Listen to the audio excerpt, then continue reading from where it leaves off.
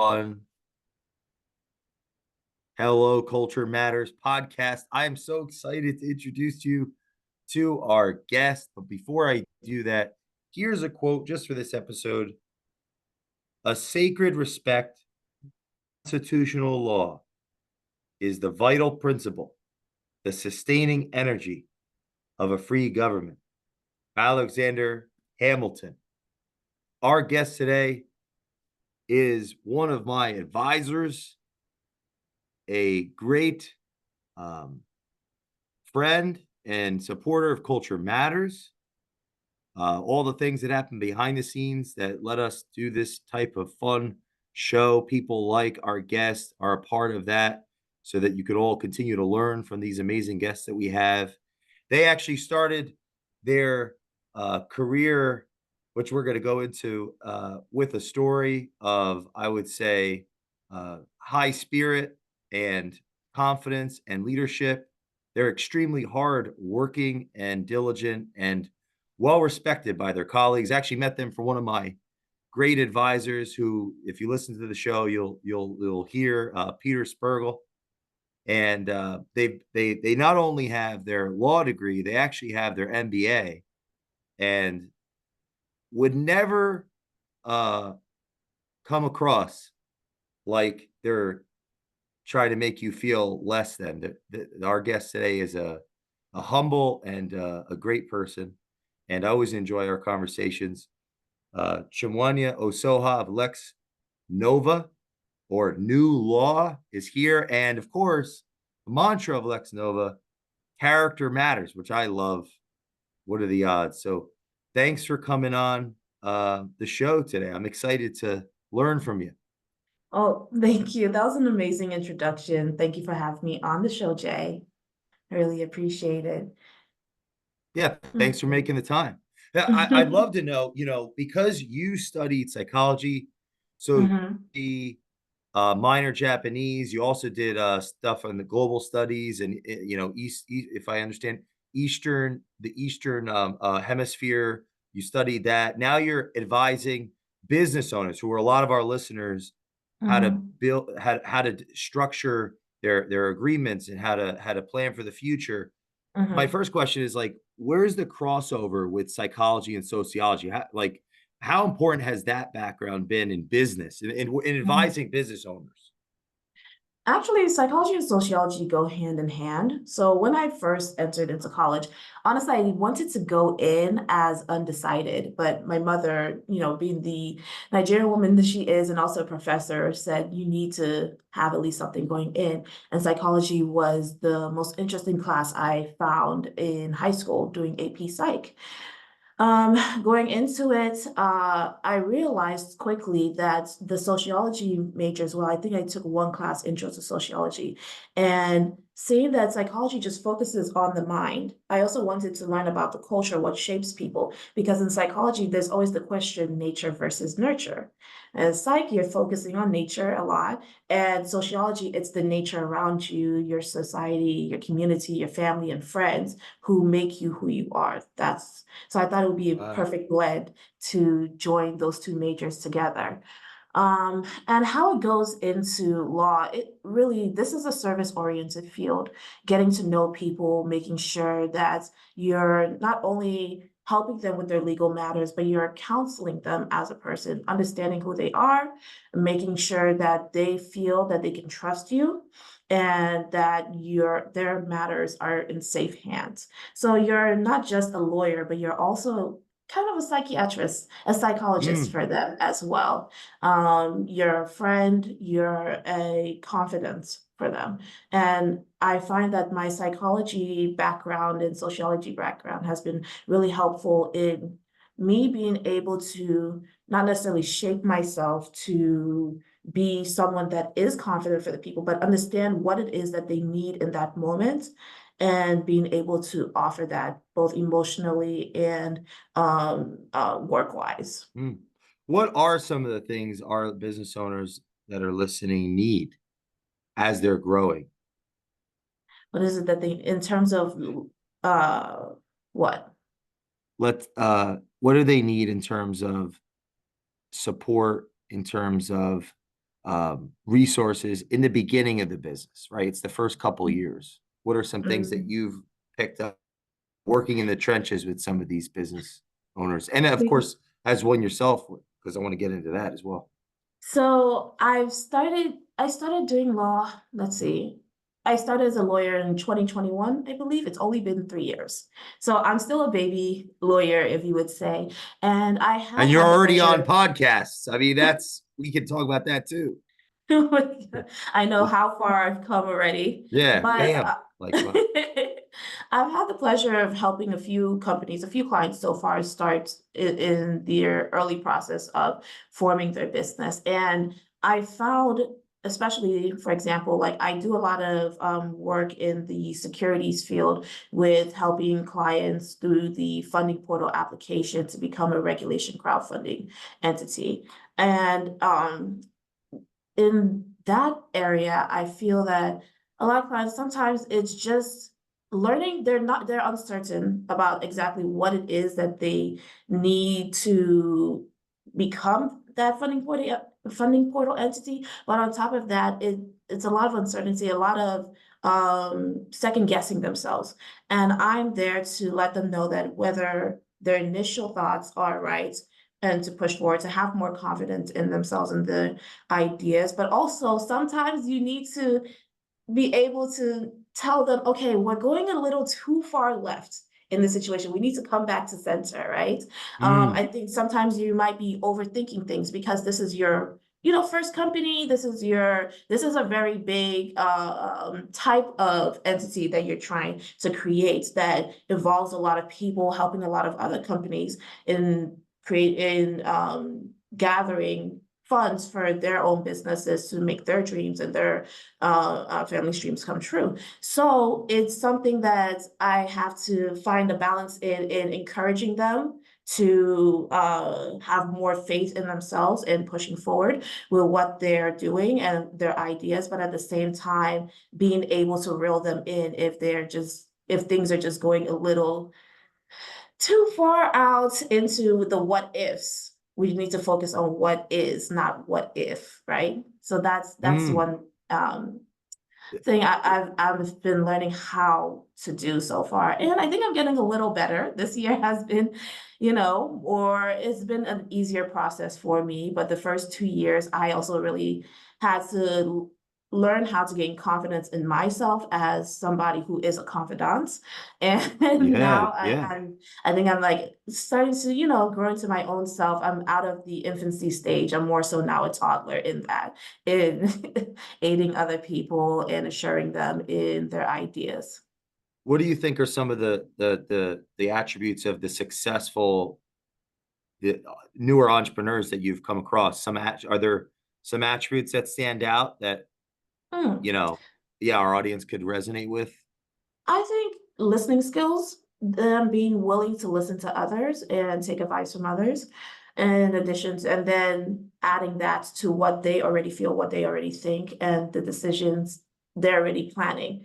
It's not a bad thing to just always have a listening ear and to take what other people have into consideration. It doesn't mean that you actually have to go with what they're saying, but at least consider it, and you never know. It might be something that's actually helpful or something that you never thought about and never looked at it from your own point of view that could actually be beneficial towards your business.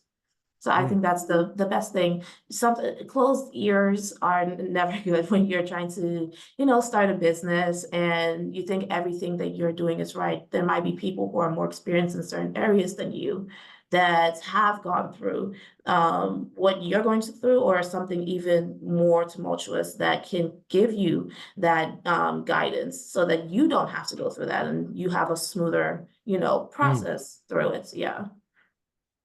What is crowdfunding for those that don't know? Oh my God. This is such a difficult question, but crowdfunding is, I guess I can explain it in terms of what is that one website that everybody uses? GoFundMe? Oh, yep, yep. Yes, so it's but it's for businesses and individuals who wants to raise funds in order to, say, for example, a real estate company that they want to invest in a new property, they want to build it up, and then later on they may either sell it or decide to just rent it out, but they need funds for that. So they go onto a crowdfunding website, such as I'm not sure if GoFundMe, such as, for example, one of them is WeFunder, and they post their offering on there, what types of equity they're going to sell, whether it's preferred shares, safes, debt instruments, and the investors, after reading through their Form C and their proposals, they can decide whether they want to invest in the company, become a minority investor. And after that, once they've raised the necessary funds, the target offering, they can proceed with the project, buying it, Hmm. building it up. And if the business is profitable, the investors may make back their Wow. investment plus more on it. For our listeners that maybe have never heard of this before, you suggest them looking into that for raising capital for their Yes. business? Yes, because there's Regulation A, Regulation D, Regulation CF. It all depends on what they're trying to do. With Regulation CF, you can look for investors that are not just investors who are of a higher net worth, who are more, I forgot what the name of accredited investors.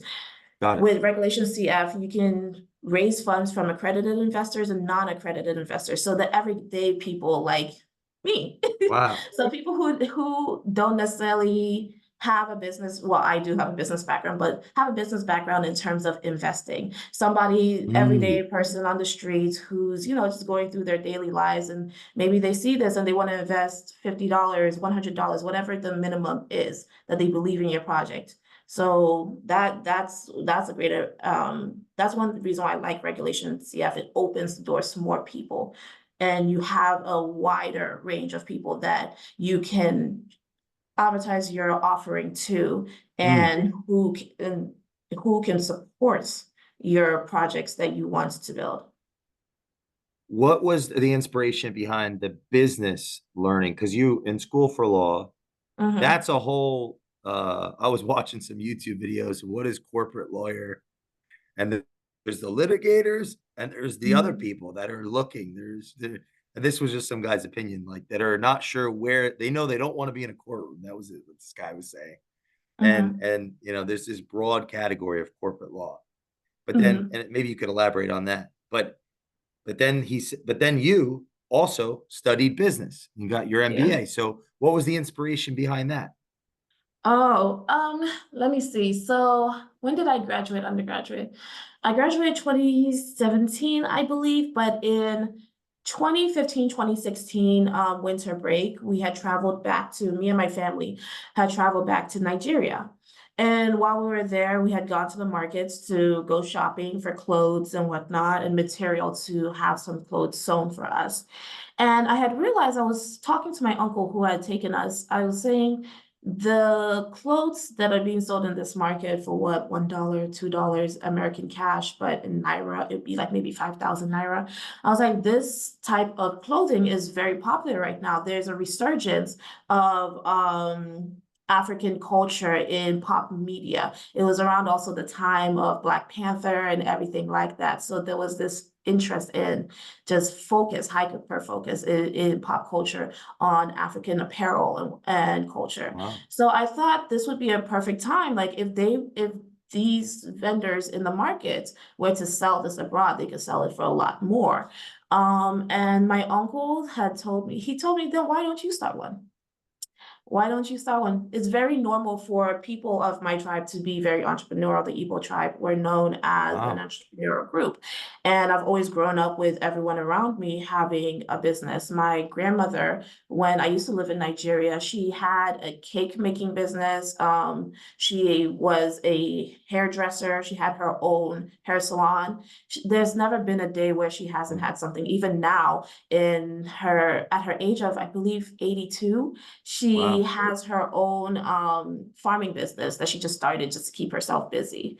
It started as a little pet project, but now she's selling eggs to different vendors who need it to sell to their own customers. And my grandfather, he's always had his own like construction business. And right now at his age of 93, he's building apartment complexes. So it's like things like that. Um, Wow. so back home in Nigeria though. So there's always been that entrepreneurial spirit in my family.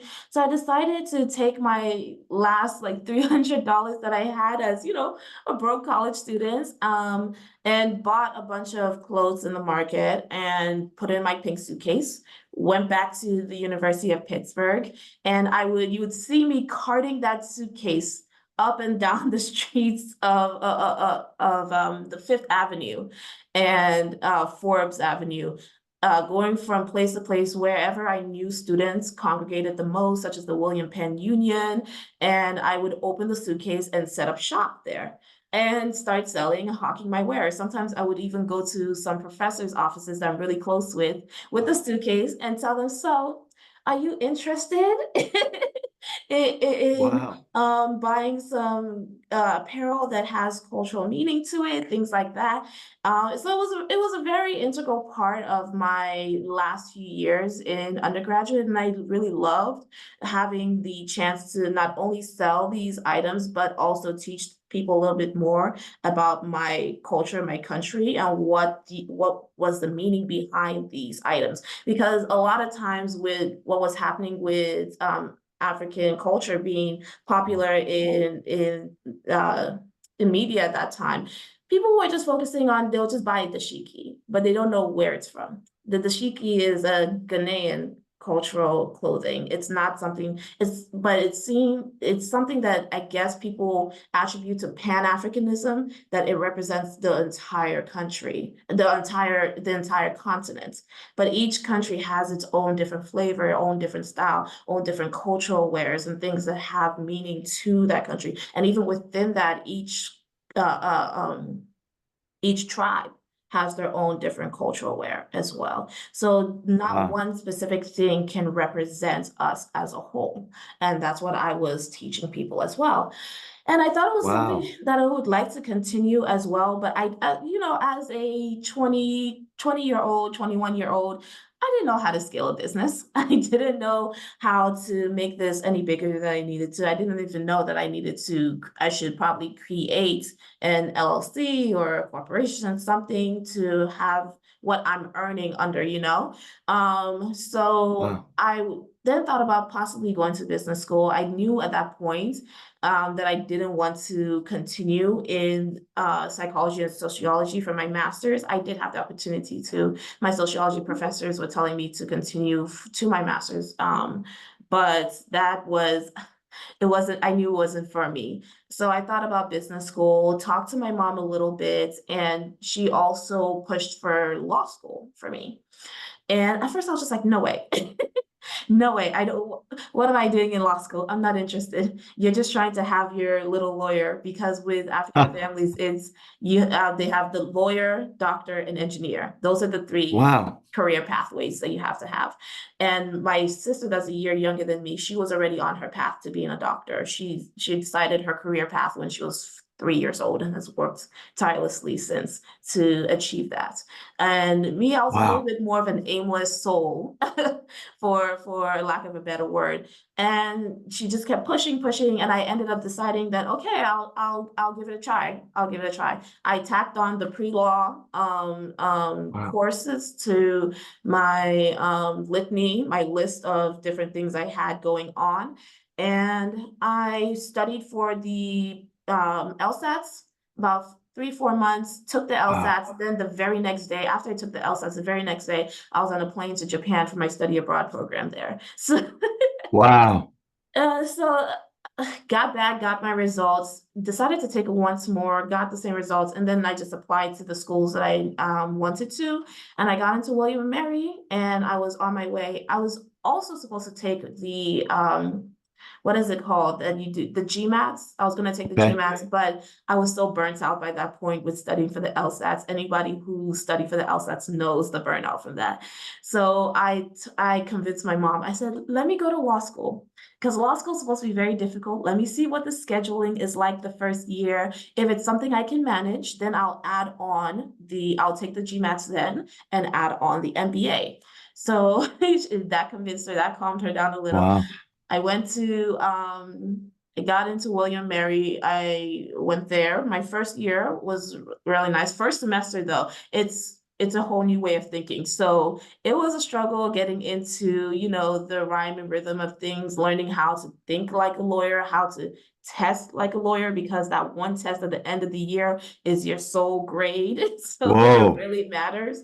But after the first year, in my second year, I started thinking about it a little more. There was a classmate of mine who was very helpful to me for my contracting class.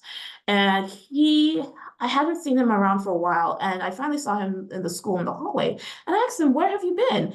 And he told me that he was a joint JD MBA.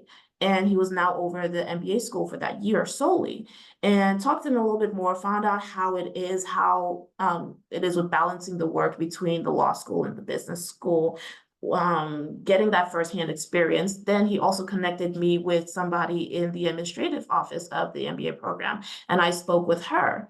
And it was just lovely. And I thought, okay, this is something that I can do, something that I'm interested in. And it's just following back up on my ideas from undergraduate. So luckily for me, though, I didn't have to take the Mm. GMATs. My LSAT scores were enough. So I applied to the business school, Wow. went through the interviewing process. And the very next year, I was in the MBA program full time for my third year in school. Yeah. And I really enjoyed it, getting to know the people, getting to meet people from different walks of life, because it was a very diverse program, a very highly international program as well. Mm. So most of my friends now, even that I still talk to this day, they're all from different areas: Saudi Arabia, South Korea, Vietnam, Nigeria. A lot of my core friends are from Nigeria, though I study abroad, students from Nigeria as well. Wow. So it was a really valuable experience for me. Was it your grandfather that originally brought or got your mother here in the States? Was that how did Okay. So grandpa used to travel a lot. So he's been to a lot of other countries, and they used to travel to America when they were kids now and again. My mom came here in 1996, I believe, mid 1996, till end of 1996. Um, but she was only here for a little bit. She wanted to only come visit her family members. Two of her older brothers were here. They went to school here and were setting up their lives here. But she was planning to go back because she had finished her PhD, and she was going to go back to do her professorship, to apply for jobs and things like that. But then she had decided that it might be a better idea for her to stay here and pursue her career here. And she decided to set roots here, and went through the process for naturalization. Well, not naturalization, but to get her green card in the US. And my dad followed shortly after, maybe 4 years after my dad moved here as well, and started his process. And then I moved here when I was 6 years old. Yeah. education? Why is that so important Mm, to your culture? Or is it? no, it's extremely important for us. I don't think you can really meet a Nigerian who, at the minimum, doesn't have a undergraduate degree, but Wow. mainly doesn't have a master's degree. We see education as the route to, bettering your life and everything like that, and we just always pushed to seek higher. For my grandpa, I think grandpa finished, he didn't finish high school. He was one of, I believe, 8 kids. Wow. Instead, he got his paralegal certificate, his typing certificates, and started working to help take care of his siblings, both older and younger, and helped put them through school and helped with getting them jobs as well. And from there, he worked with a lot as a secretary for a lot of lawyers, big time lawyers in Lagos, Nigeria. And then he branched out to forming his own company that was based on construction, building roads, building buildings, companies, houses, and he did very well for himself. He put all 11 of his kids through college. My mom and her older sister have their PhD. A few of my uncles have their PhDs, but most of them, they're just like master's degree level that they hold. Most of the boys have engineering degrees. And then the grandchildren as well, he pushes for education. The number one thing that we were always told as children is to focus on our books. Life comes later. You need to focus on your books, finish your Wow. education. Possibly for the girls, especially, my grandpa pushes for us to be as educated as possible because that is our weapon in life.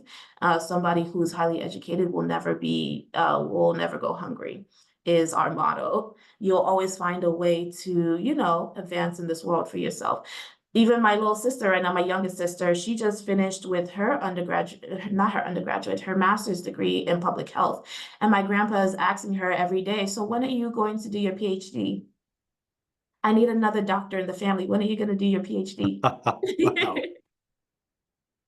Uh, how Yeah. many? Okay, wait. He had 11 children.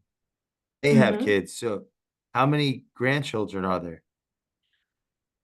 It's Um, got to be a let lot, me like think. mathematically. Yeah. It's a lot thinking. Okay, so It's a great big family. my first uncle has four. My second uncle has six. That's 10. Then my aunt has four. That's 14. There's us. That's with four of us. That's 18. My uncle Austin has three. That's 21. Uncle Chidi has two. That's 23. My uncle Tabechi has two. That's 25. Who else? There's one uncle that doesn't have kids yet. Oh, my uncle Ndanaga has three. That's 28. And then my auntie Dorothy, who was adopted by my grandpa, she's my parents' cousin, but she was adopted as and is treated as a daughter. She has one, so that's 29, I believe. There's 29 of us. Wow. And then my one cousin, two of my cousins now have had kids, so they're two great grandchildren. Yeah. And there's more to All come. from, yeah, that's Just on my amazing. mom's side of the family. That's a great, unbelievable example of culture matters right there. Yeah. Because Oh my what a God. powerful story that he decided to go to work young hmm and all these, it's unbelievable. And it really support is. education and hey, what like and that's so important. That's part of the fabric of your what was that It really mantra? It was is. be as educated as what was the mantra? It was like be as educated as possible. You'll never go hungry. An educated person will never go hungry. They Wow, I will love that. there's always going to be a route for them to, improve their life. There's always going to be something that they can, a job that they can get, they can, improve themselves. So we've always been pushed to be as educated as possible.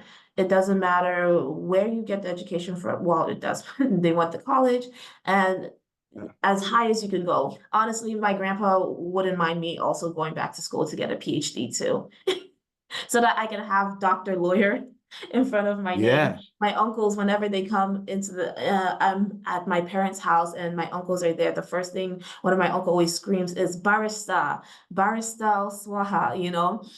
Nigeria, we don't call lawyer, we don't go by Esquire. They go by barrister because they use the British system there, the English system. So Mm. we're known as barristers there. So they call me barrister Osuoha instead every time.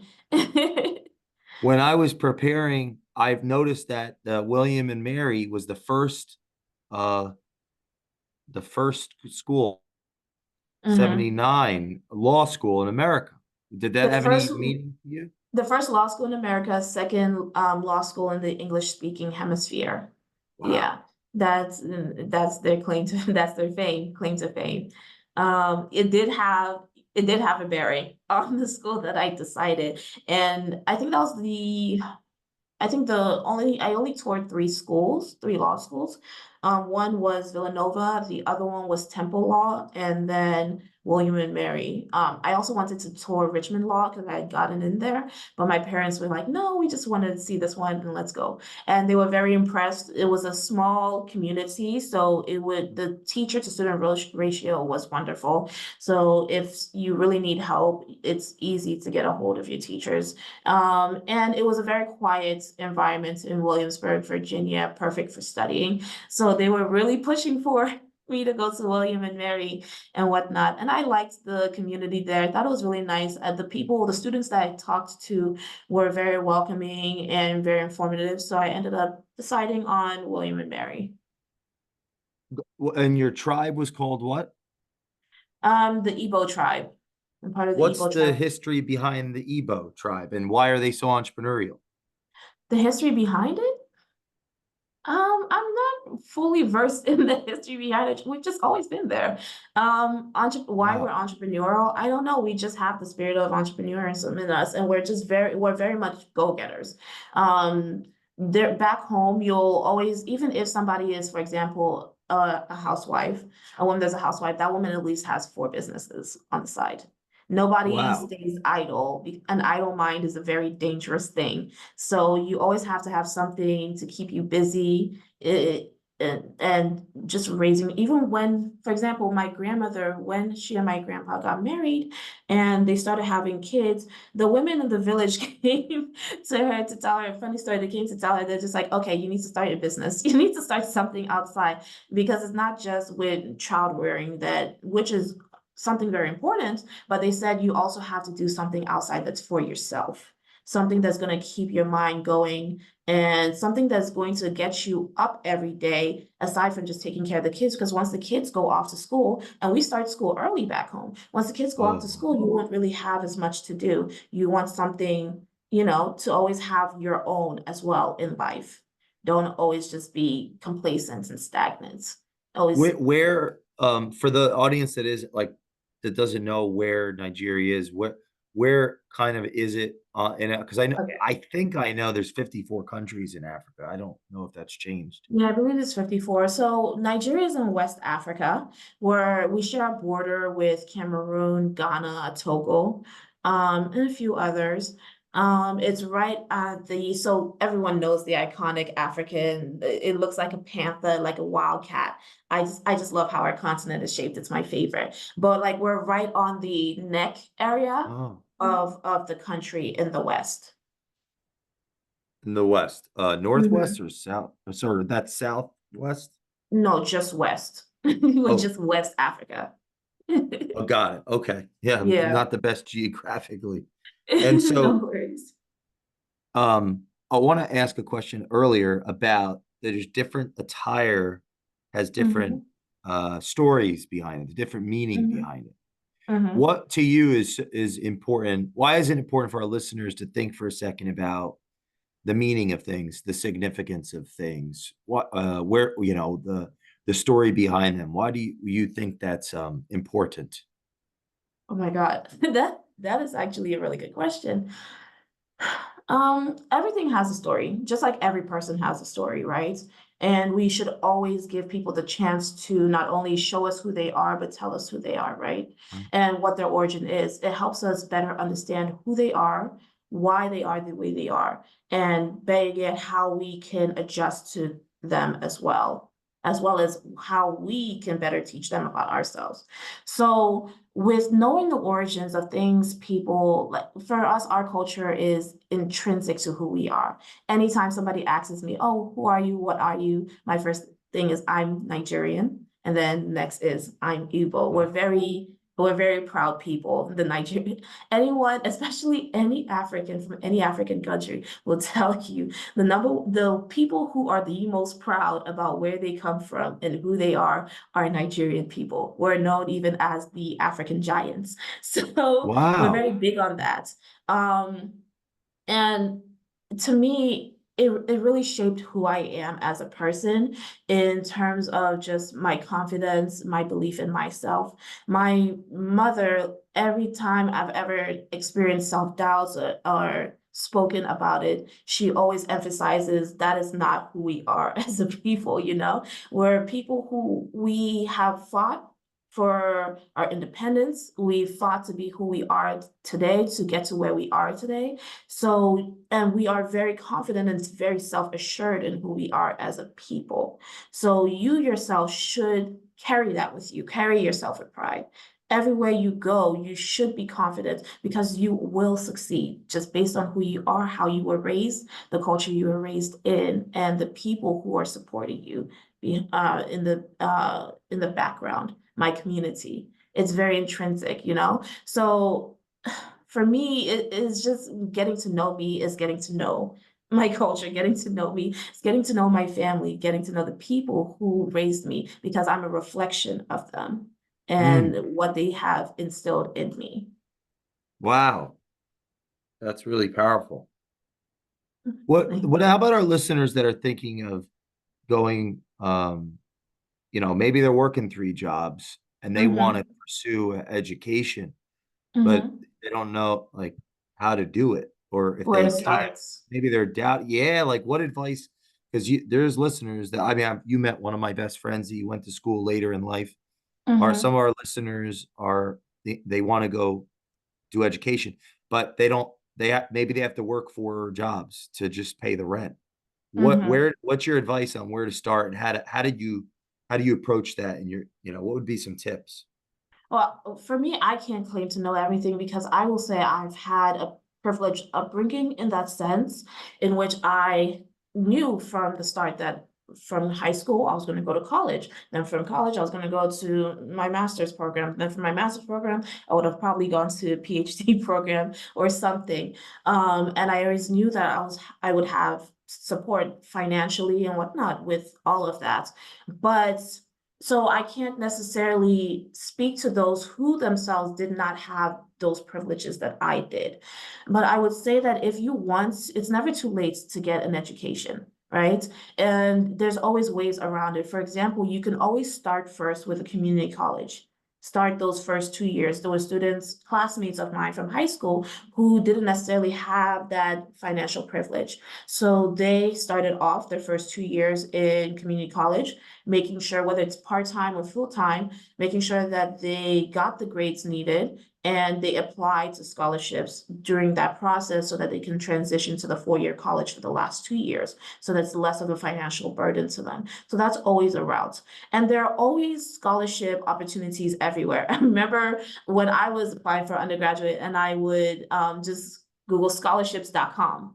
And there's something for everybody on there, you know, looking for those and applying. Just even if you feel that you can't get it, you're going to miss 100% of the shots that you never take. Still take it. If you miss it, okay, that's okay. You can, it's not a problem, but there's always going to be something that you might just get. You never know. So always look for scholarships as well. That's another thing. Community college, look at the community college routes, look at the scholarships routes as well. And then if possible, just try and apply and do part-time. Even if it takes a longer time for you to finish it, you're still going to achieve those dreams that you want in getting that education in the specific area that you have a passion for. And then from there, transitioning into your career and, you Mm. know, moving out of that 3, 4 job hustle that doesn't necessarily make you happy. But there's always a route, even if it takes longer than other people to get there, you're still going to get there, you know? It just matters with taking that first step onto that road and Mm. being consistent and staying, you know, staying assured in yourself that you're going to get to the end of that road, you know? Well, let's go back to law for a second. How important are contracts when it relates to business? Yeah, your face says it all, but like, let's go into Always the get a little contract. details. Yeah, why? Countless entrepreneurs I come Mhm. across may not have ever heard of this thing. What is that? Let's start there. Okay, so a lot of people do business by handshakes. It's very normal, right? And it's with people that you trust, people that you know. Sometimes some people do handshake agreements with people that they don't necessarily know or trust. But then that opens you up to my word versus his word. What exactly are the terms of this agreement? We never truly ironed them out, or if you did, it was only said to the two of you. Nobody else Mm, can prove really that these were the terms of the agreement. He said that he was going to pay you this certain amount, but he decided to pay you this certain amount, and he's claiming that's what you agreed to. That makes it difficult now for you when you possibly take this to court to litigate, to prove that the terms were A versus B, right? So having a contract is that written proof. It's written down. It's clear exactly what you guys had decided your engagement was going to be, how much that engagement was going to be for, exactly what your obligations to the other party was, and what their obligations to you are, and how also you can iron out within that document how you deal with conflicts, how you're going to resolve it, and what laws are going to apply, say which state law is going to apply in terms of reviewing this contract and reviewing the issue at law. So it's very important for you to have a contract. It's actually step one of entering into an engagement with somebody, just so that it's clear cut what exactly you both are expecting from this engagement, what exactly you want from it, and how you guys will proceed in achieving those goals of yours. Think of it as just journaling what your goals and dreams are every day. It's something like that, but it's better for you, and it's more clear mm. cut, right? So yeah, please get a contract and please come to us for your contract needs. Yeah. What do you say to the person that's thinking, I just don't want to spend the money? Or like, let me go to legalzoom.com and do it myself. What are your Okay, you spend the money now to write the contract, or you spend the money down the line to litigate the issues that you're having because you didn't have a contract. Either way, you're going to spend the money. So I would recommend you do it upfront, and it may even be cheaper to have that outline as opposed to now you're spending. Litigation is always more expensive. Trust me, litigation will always be more expensive than having a simple contract drawn out, or maybe a complex contract, depending on how big the deal is Mm, and the terms of it. But it would always be cheaper for you to have that contract laid out, and it'll be easier for a court of law to they look to the letter of the contract, exactly what it states, in order to determine exactly what obligations are owed to each person, as opposed to now you going to court and both of you are arguing that they said this and they said that, and a lot of hearsay. So, and now you're racking up tens of thousands of dollars in litigation costs, as opposed to paying maybe $2,000 to have a contract drawn out. mm. And it's always going to be the better option for you. Trust me. Where what are some advice you have for the advisors that are listening, or yeah, early, mid, even Mhm. some of the more tenured ones that are in a different generation? Like, Oh my, I'd like to, they may yeah, even know more advice. than me, if I'm being honest. If they're Yeah, more yeah. tenured position, they've had more experience with lawyers, they've had more experience in the business. And if they're at the position they are, they definitely know the importance of the contract.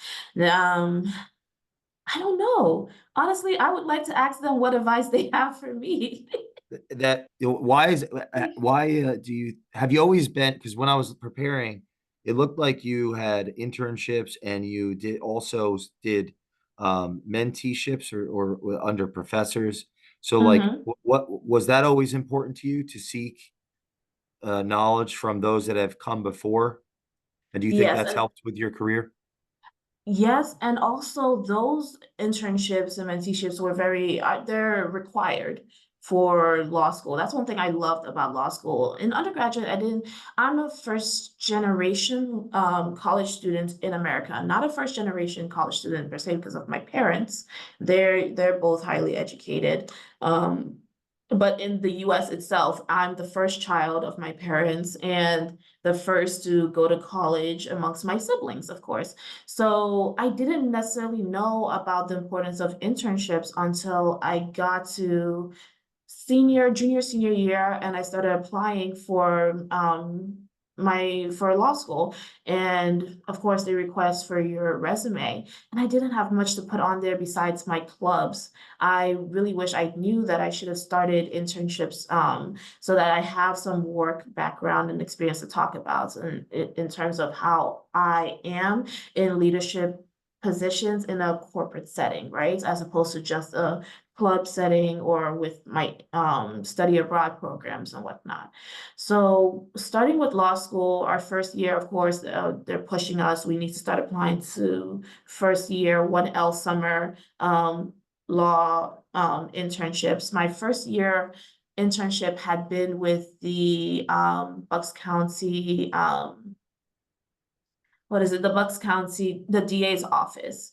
And that was very interesting. I never saw myself going into criminal law or really going into litigation per se. But getting to see that side of things, the prosecutorial side of things, how they handle those matters was very eye-opening for me, especially as somebody who loved watching SVU growing up. So Yeah. so I got a little bit of the SVU experience, exactly what it takes to be a prosecutor, what that day-to-day life is, how fast-paced things are within that environment. Um, and it was a great learning experience for me. And technically, it was my real kind of career-oriented job. The following year, I was in, where did I work? The following year, I worked for my law professor. I believe it was my not civil rights, but constitutional law professor. I loved her. She was fantastic, very brilliant woman.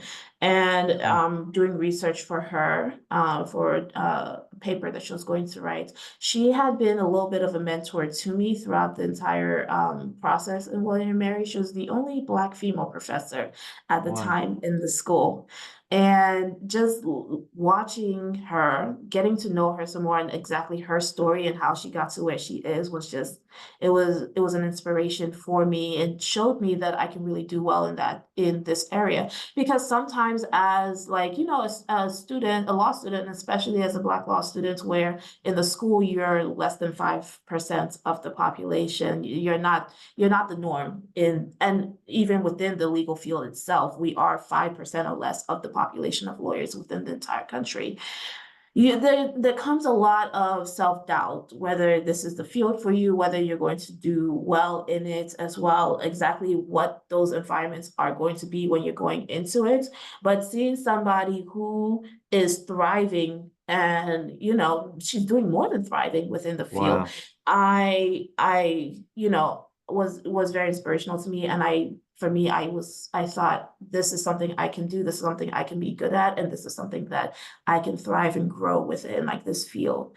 So that was something that kept me going in law school, really, because law school can break you down. It really can. Those classes are no joke, but Mm. having those mentors, my other mentor besides her was for my last year in law school, for my entrepreneurship in the law class. That professor, he was so kind. He worked for a multi-physicians group as their corporate counsel, their general counsel. And after taking that class, he encouraged me to apply to do an externship during my last semester there. And I got to see the corporate side of things in Mm. the legal field and being as a general counsel, on counsel for a corporation, a company, you're more of a generalist. So you're not necessarily an expert in one specific thing, but you try to be an expert in everything and know it all in everything, right?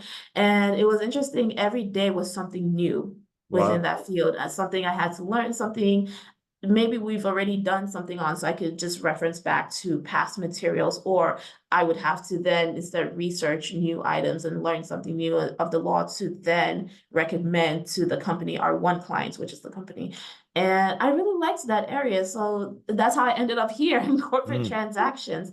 I would say that we're kind of more so generalist. You can definitely specialize, but at this moment in my career, I would say I'm more of a in the generalist position where I'm just learning everything, learning all different types of fields, having different um experiences and matters that I'm asked to do. I've done things in copyright law, um, of course, the standard stuff, business formations, mergers, acquisitions, everything it is a new assignment, and it's something for me to learn. So I'm always learning within this field. mm. Wanya, uh, Yes. this was amazing. I'm so excited to have you on the show, and I can't uh, to have you back and go even deeper in culture and continue to see your success in your career.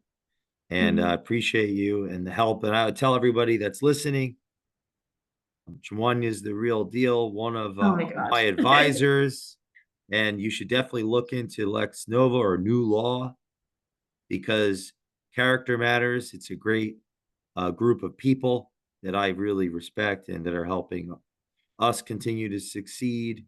And this was really amazing. I just, in closing, I'd love to hear your thoughts, just to unpack a little bit what the significance and important is to have people in your life or in our audience's life that could be that inspiration that you could identify with. Why is that so important? You mentioned this mentor you had Mhm. in the college, that first mentor that was, what was why why is that so helpful to have that person that you can identify with at every Mhm. level? Um, Representation really does matter, right? It's nice to be able to walk into a room and see somebody who looks like you, that is within the same field as you, and that they're doing well. It gives you hope as that you too can do just as well. You can thrive as well, right? It's other times just walking. I've been in a lot of environments personally where I'm the only person who looks like myself. And sometimes it's hard to feel as though you belong, right? Because you're the one random duckling in the swarm of swans, right?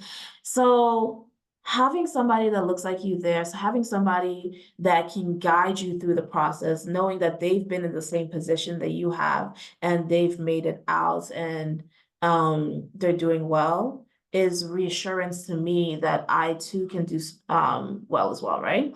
And Yeah. also reassurance to me that one day I as well will be that representation for somebody else just like me who hasn't necessarily seen people like them as many people like them or anyone really within the field and don't know if someone that looks like them is from the background that they're from would be able to really do this job or feel as though they belong within the sector.